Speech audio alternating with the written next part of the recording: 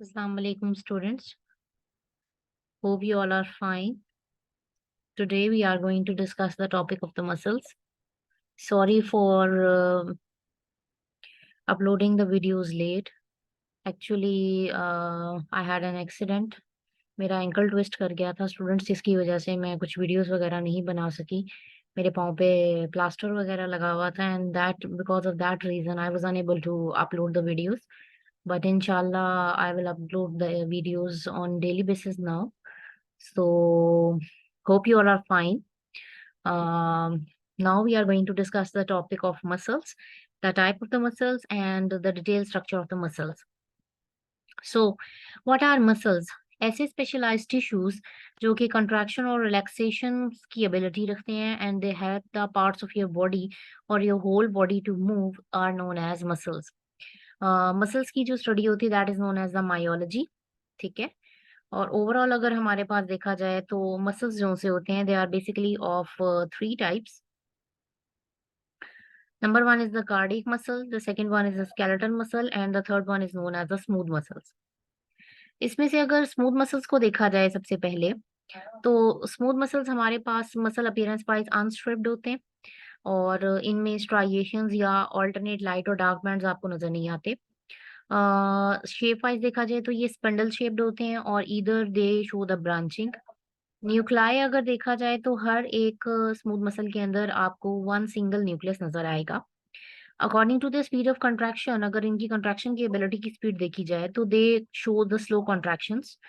और इनकी जो कॉन्ट्रैक्शंस होती हैं they are basically caused by the nervous system. Nervous system इनकी कॉन्ट्रैक्शंस को कंट्रोल कर रही होती है। ओवरऑल अगर फंक्शन देखा जाए स्मूथ मसल्स का, तो स्मूथ मसल्स जो होते हैं they control the movement of the substances through the hollow organs, और ये मोस्टली आपके पास ब्लड वेसल्स बना रहे होते हैं। They form the lining of the organs etcetera. Voluntary voluntary control wise अगर देखा जाए तो स्मूथ मसल्स जो से होते हैं दे शो नो कंट्रोल, और ये आमतौर पे हमारे पास जो होते हैं ये वॉलेंट्री नेचर शो करते हैं। यानी सॉरी, ये हमारे पास इनवॉलेंट्री नेचर शो करेंगे, यानी they are not under the conscious control of our will. They contract and relax automatically by the message coming from the nervous system. So voluntary control अगर देखा जाए तो इनका वॉलेंट्री कंट्रोल नहीं होता, ये इनवॉलेंट्री एक्शन शो करते हैं। The second type is known as the cardiac muscles. Cardiac muscles को अगर देखा जाए these are the specialised type of the muscles which are only present in the heart and they show the irregular stripped appearance। इनमें striations होती हैं लेकिन वो irregular होंगी। शेप वाइज देखा जाए तो ये हमारे पास स्पिंडल शेप शो करते हैं। इनके अंदर भी वन सेल के अंदर सिंगल न्यूक्लियस नजर आएगा आपको। स्पीड ऑफ कंट्रैक्शन देखी जाए तो they show the intermediate speed of contraction, और इनकी कंट्रैक्शन स्पॉन्टेनियस होती हैं, खुद ब खुद होती रहती हैं। और ओवरऑल इनका फंक्शन अगर देखा जाए तो they basically cause the circulation of blood in our body, यानी कि ये पंप करते हैं ब्लड को बॉडी के अंदर। वॉलेंट्री कंट्रोल अगर देखा जाए तो they also do not show the voluntary control, यानी ये भी इनवॉलेंट्री नेचर शो करते हैं। The third and the most important type of the muscles is known as the skeletal muscles. Skeletal muscles are the type of the muscles which are present in our body and are attached to the skeleton and cause the movement of our skeleton. Muscle appearance wise देखा जाए तो ये regular या stripped appearance show करते हैं। दे show the regular alternate light and dark bands. Shape wise ये cylindrical shape या spindle shape show करते हैं। न्यूक्लाई का नंबर अगर देखा जाए तो दे आर मल्टी न्यूक्लिएट, यानी कि एक सेल के अंदर काफी ज्यादा डिफरेंट न्यूक्लाई आपको नजर आएंगे। According to the speed of contraction, they show slow to rapid contraction, sometimes slow, and sometimes very rapid contraction is shown by them. और इनकी contraction भी कौन control कर रहा है? Their contraction is basically caused by the message coming from the nervous system. Overall function अगर हमारे पास देखा जाए तो they cause the movement of our skeleton। और वॉलेंट्री कंट्रोल देखा जाए तो they have the voluntary control, क्योंकि ये वॉलेंट्री मसल्स होते हैं और इन्हें हम अपनी मर्जी के मुताबिक कॉन्ट्रैक्ट रिलैक्स कर सकते हैं। Now we are going to discuss the structure of the skeletal muscle, and this topic is very important students for the long question, ये long question point of view से बहुत ज्यादा इंपॉर्टेंट है। Sargodha board, Lahore board, all PTB boards and as well as in the federal board कि explain the structure of the skeleton muscle in detail. ये overall जो muscle वाला topic है ये बहुत इंपॉर्टेंट है। स्पेशली द स्केलेटन मसल का जो स्ट्रक्चर है, अल्ट्रा स्ट्रक्चर ऑफ मायोफिलामेंट्स आ जाता है, स्लाइडिंग फिलामेंट मॉडल आ जाता है, how the cross bridges are control. ये टॉपिक्स बहुत इंपॉर्टेंट है with respect to paper point of view for the long question. Skeleton muscles और स्ट्रिप्ड मसल्स जो से होते हैं, इन्हें स्ट्रिप्ड या स्ट्राइएटेड मसल्स क्यों कहा जाता है? Because they show the alternate light and dark bands.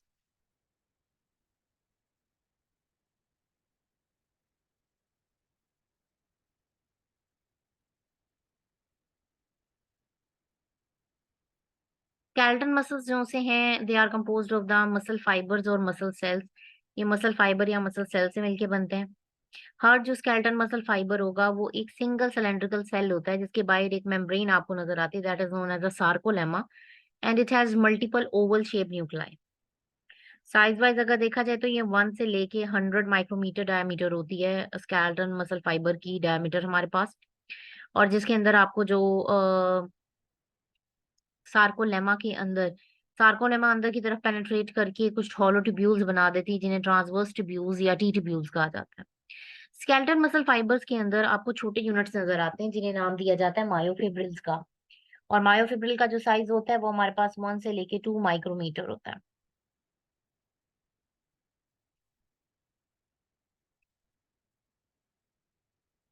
Myofibril 1 से लेके 2 माइक्रोमीटर डायमीटर के अंदर होते हैं and they run in a parallel fashion along the length of the muscle fibres. हर एक मायोफिब्रिल के अंदर आपको और छोटे यूनिट्स नजर आते हैं जिन्हें हम लोग नाम देते हैं मायोफिलामेंट्स का। ये मायोफिलामेंट्स हमारे पास दो तरह से मिलके बने होते हैं, they are either made up of the actin या ये मायोसिन फिलामेंट्स होंगे। मायोफिब्रिल या फिर हमारे पास जो स्केलेटन मसल फाइबर था इसके अंदर साइटोप्लाज्म होता है which is known as the sarcoplasm, and it contains a special type of endoplasmic reticulum which is known as sarcoplasmic reticulum. Now, what is the unique feature about the sarcoplasm of skeletal muscle fiber? skeletal muscle fiber का जो cytoplasm है जिसे sarcoplasm कहा गया है, इसकी खासियत ये होती है, पहली बात तो ये it contains large amount of glycogen, and secondly इसमें एक यूनिक ऑक्सीजन स्टोरिंग पिगमेंट मौजूद होता है जिसे नाम दिया जाता है मायोग्लोबिन का। जब भी हमारे पास स्केलेटन मसल फाइबर्स अटैच होते हैं स्केलेटन के साथ, so they are connected through a specialised type of the connective tissue which is known as the tendons. So tendons are the type of the connective tissue which basically attach the muscle to the skeletal elements और to the skeleton।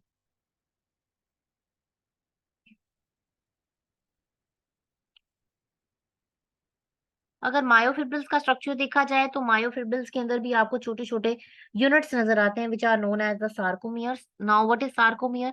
Sarcomere is exactly or basically the region present between the two consecutive Z lines, or it is the smallest unit, contractile unit of the skeletal muscle fiber। जैसा कि इस diagram में भी आपको नजर आ रहा है कि दो Z लाइंस जो सी हैं उनके दरमियान का जो रीजन होगा that is labelled as sarcomere.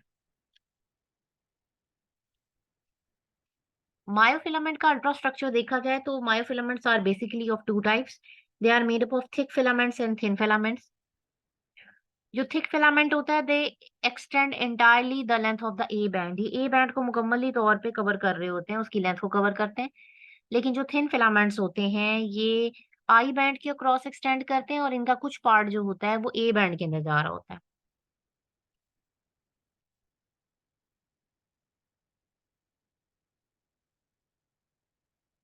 अब जरा हम लोग देख लेते हैं जी थिक फिलामेंट्स और थिन फिलामेंट्स जिन्हें एक्टिन फिलामेंट्स और मायोसिन फिलामेंट्स कहा जाता है उनका स्ट्रक्चर कैसा होता है हमारे पास एक्चुअली।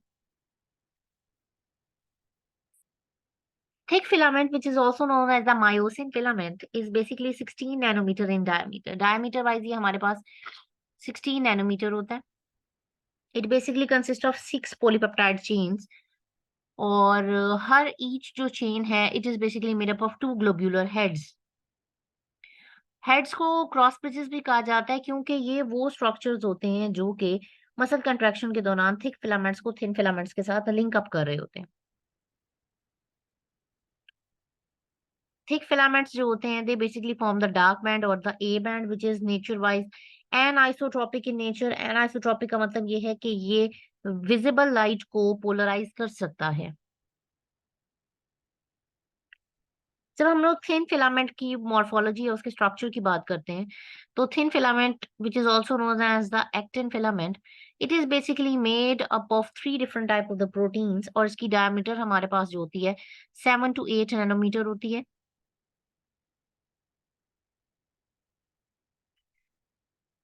एक्टिन फिलामेंट जो है हमारे पास, ये दो मॉलिक्यूल्स होती हैं, पॉलीपेप्टाइड चेन्स होती हैं एक्टिन प्रोटीन की, which are twisted around each other in the form of the beads.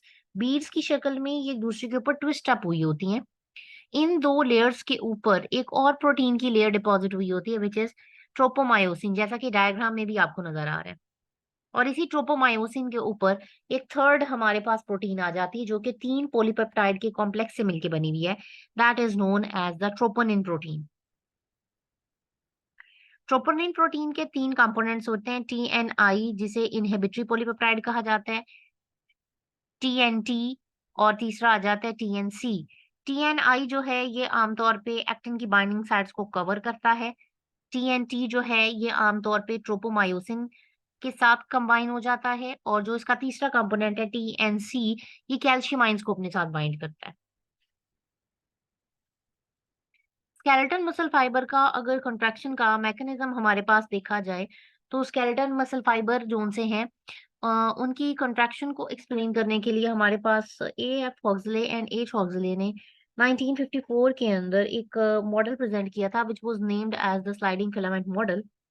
And that sliding filament model explain all the events which occur during the contraction of a skeletal muscle fiber। तो जब भी हम लोग sliding filament model को explain करते हैं, तो ये ऐसा मॉडल है जो उन तमाम स्टेप्स या होने वाले इवेंट्स को एक्सप्लेन करेगा जो तब होते हैं जब आमतौर पर कोई भी मसल हमारे पास कॉन्ट्रैक्ट करेगा। It is basically hypothesis which explains the events which occur during contraction of a muscle fiber। Whenever a muscle is contracted, तो हमेशा कॉन्ट्रैक्शन के लिए जो मैसेज है that comes from the nervous system, और nervous system से message आने के बाद हमारे पास जो मायोसिन हेड्स हैं, they become attached to the binding sites of the actin filament. The heads are known as the cross bridges, क्योंकि ये थिक और थिन फिलामेंट्स को आपस में लिंक कर रहे होते हैं। Now, what are the changes which occur in the sarcomere during the contraction of a muscle fiber, as explained by the sliding filament model? According to the sliding filament model, whenever a muscle fiber is in contracted state, जब भी कोई muscle fiber contract करता है, उस दौरान सबसे पहले muscle cells जो होंगे, they become shorten, उनका size जो होता है वो आमतौर पे छोटा हो जाता है। Z lines जो होती हैं, they are brought closer to one another। I band जो से होते हैं वो शॉर्टन हो जाते हैं हमारे पास। एच जोन जो होता है ये आमतौर पे डिसअपियर हो जाता है, और जो ए बैंड्स होंगे they become move closer to one another. The thick filaments slide past the thin filaments, जिसकी वजह से हमारे पास क्रॉस ब्रिजेस अटैच हो जाते हैं and the muscle comes in the contracted state.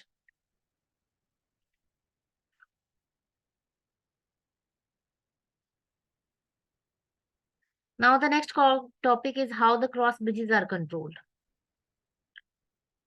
Cross bridges को कैसे कंट्रोल किया जाता है? नॉर्मली हमारे पास एट रेस्ट कंडीशन अगर देखा जाए, तो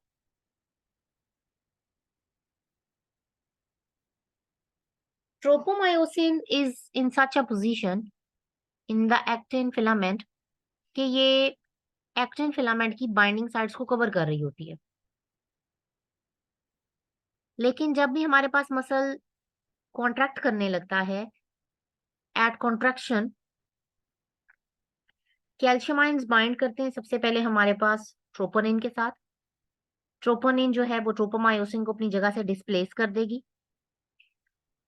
it exposes the binding sites of the actin filament. Actin filament की बाइंडिंग साइट्स एक्सपोज हो जाती हैं, ताकि जो थिक फिलामेंट है या मायोसिन फिलामेंट है वो अपने क्रॉस ब्रिजेस की मदद से अटैच हो जाए या ग्लोबुलर हेड्स की मदद से अटैच हो जाए एक्टिन फिलामेंट की बाइंडिंग साइट्स के ऊपर। जब भी हमारे पास मसल कॉन्ट्रैक्ट करता है तो यहाँ पे क्रॉस ब्रिजेस अटैच तो हो गए, but in order to detach the cross bridges, जब भी हमने क्रॉस ब्रिजेस को डिटैच करना होता है तो इनकी डिटैचमेंट के लिए हमारे पास जो है वो आम तौर पे एटीपी रिक्वायर्ड होता है। एटीपी जो है ये अपना टर्मिनल फॉस्फेट बॉन्ड तोड़ेगा, the bridge grows into the cycle, ATP is converted into the ADP and organic phosphate, और जितनी एनर्जी आती है वो एटीपी की हाइड्रोलिसिस से आने वाली एनर्जी क्रॉस ब्रिजेस को डिटैच करने में यूज की जाएगी।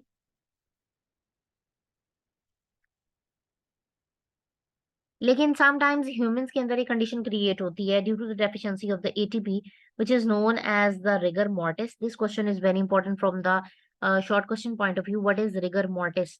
तो रिगर मॉर्टिस क्या होता है जी? हमारे पास आफ्टर डेथ, जब भी है इंसान की डेथ हो जाती है तो अमाउंट ऑफ एटीपी जो होती है ये बॉडी के अंदर कम हो जाती है, and when the amount of the ATP in the body falls the cross bridges are unable to detach, cross bridges detach नहीं हो पाते, जिसकी वजह से मसल कॉन्ट्रैक्टेड स्टेट में ही रहता है, and this results in the stiffening of a body, जिसकी वजह से बॉडी स्टिफन अप हो जाती है, and that condition is known as rigor mortis.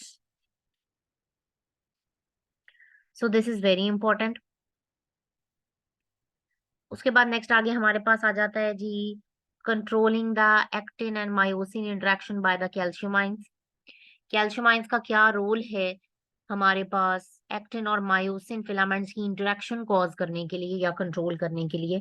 तो इसमें तो सबसे पहले हम लोग ये डिस्कस करते हैं कि जो हमारे पास मसल कॉन्ट्रैक्ट ही तब करता है जब हमारे पास नर्वस सिस्टम से नर्व इम्पल्स न्यूरोमस्कुलर जंक्शन तक ट्रेवल करके जाती है।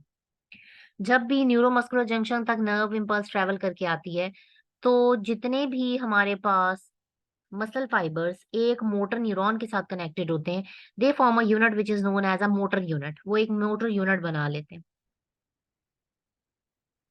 अब जो हमारे पास स्केलेटल मसल फाइबर की मेम्ब्रेन थी जिसे हमने सार्कोलेमा का नाम दिया था, ये सार्कोलेमा अंदर की तरफ इमेजिनेट करके कुछ हॉलो ट्यूब्यूल्स बना देती है which are known as the T tubules और the transverse tubules.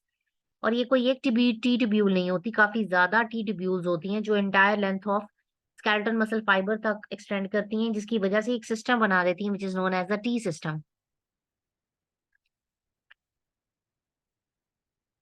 T tubules का डायरेक्टली कनेक्शन होता है हमारे पास स्केलेटन मसल फाइबर के साइटोप्लाज्म में पाए जाने वाले सार्कोप्लाज्मिक रेटिकुलम के साथ। और sarcoplasmic reticulum is basically connected with the calcium gates. तो होता ये है कि जब भी नर्व इम्पल्स हमारे पास न्यूरोमस्कुलर जंक्शन तक आती है, न्यूरोमस्कुलर जंक्शन से होती हुई वो सार्कोलेमा तक जाएगी, सार्कोलेमा टी ट्यूब्यूल की फॉर्म में से ट्रांसफर कर देती है नेक्स्ट आगे सार्कोप्लाज्मिक रेटिकुलम तक। सार्कोप्लाज्मिक रेटिकुलम के अंदर कैल्शियम गेट्स मौजूद थे। The calcium gates are open, और जब भी कैल्शियम गेट ओपन होते हैं तो कैल्शियम आइंस साइटोसोल के अंदर रिलीज हो जाएंगे। अब ये कैल्शियम आइंस हमारे पास बाइंड कर जाते हैं जाके एक्टिन फिलामेंट के ऊपर, और जो ही ये ट्रोपोनिन के साथ बाइंड करते हैं, ट्रोपोनिन ट्रोपोमायोसिन को अपनी जगह से डिस्प्लेस ऑफ करती है, and it exposes the binding sites of the actin filament, ताकि आसानी के साथ हमारे पास मायोसिन फिलामेंट या थिक फिलामेंट वहां पे अटैच हो सके, and muscle can come in the contracted state. So ये स्टूडेंट्स हमारे पास हमारा टॉपिक था स्केलेटन मसल फाइबर की कंट्रैक्शन का, कि स्केलेटन मसल फाइबर का स्ट्रक्चर क्या है, उनका अल्ट्रा स्ट्रक्चर क्या है मायोफिलामेंट्स का, स्लाइडिंग फिलामेंट मॉडल क्या है, क्रॉस ब्रिजेस का क्या रोल है, और एक्टिन और मायोसिन फिलामेंट्स की इंटरेक्शन कैल्शियम आयंस किस तरह से और कैसे कंट्रोल कर रहे होते हैं।